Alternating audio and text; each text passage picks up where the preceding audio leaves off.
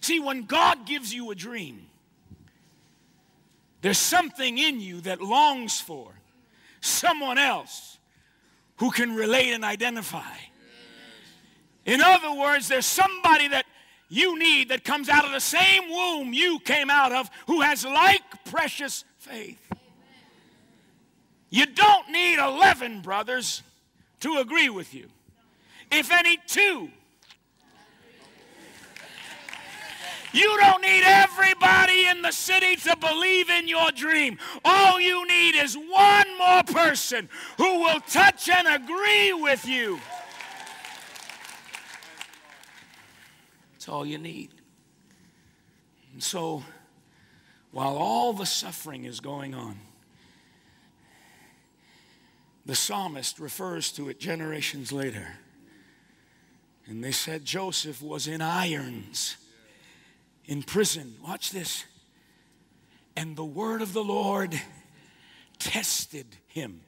In other words, the dream tested him. But that word tested is literally the word tormented.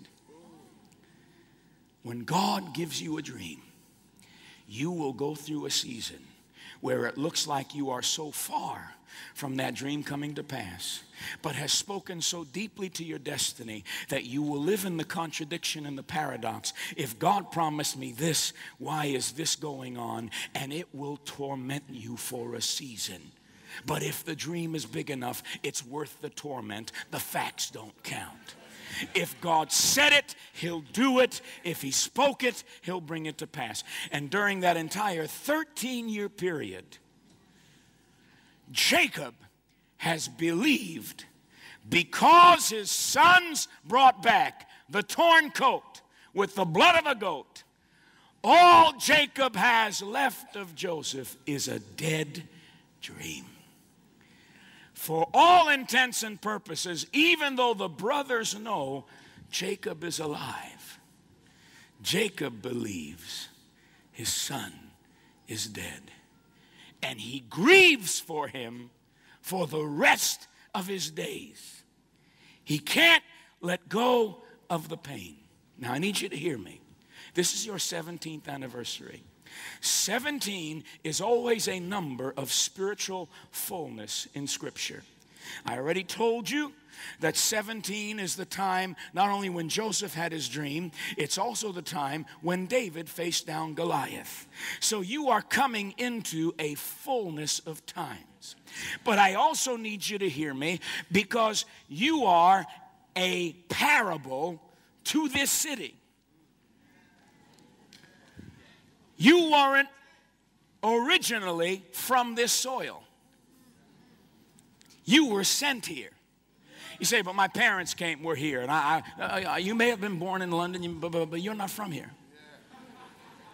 You say, how do you know? I'm just taking a look at the picture. You don't look British.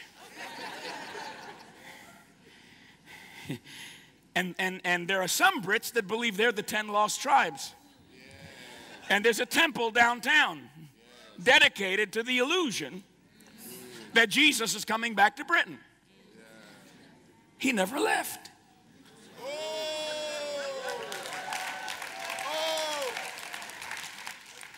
You're not here just because it was a nice option to leave the homeland.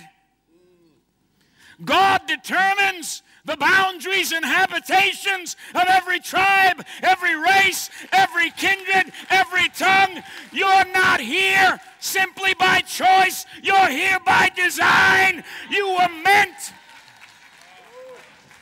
Do you understand? Abraham was not allowed to go to Egypt, and when he went there, he got in trouble.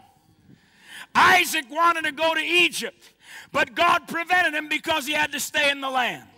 Jacob had to stay in the land because there was still something God had to work out, because they couldn't handle Egypt. They would have lost their faith.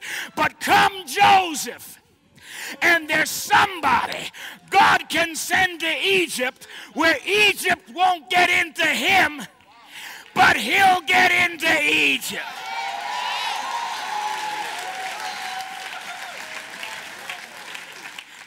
a dream.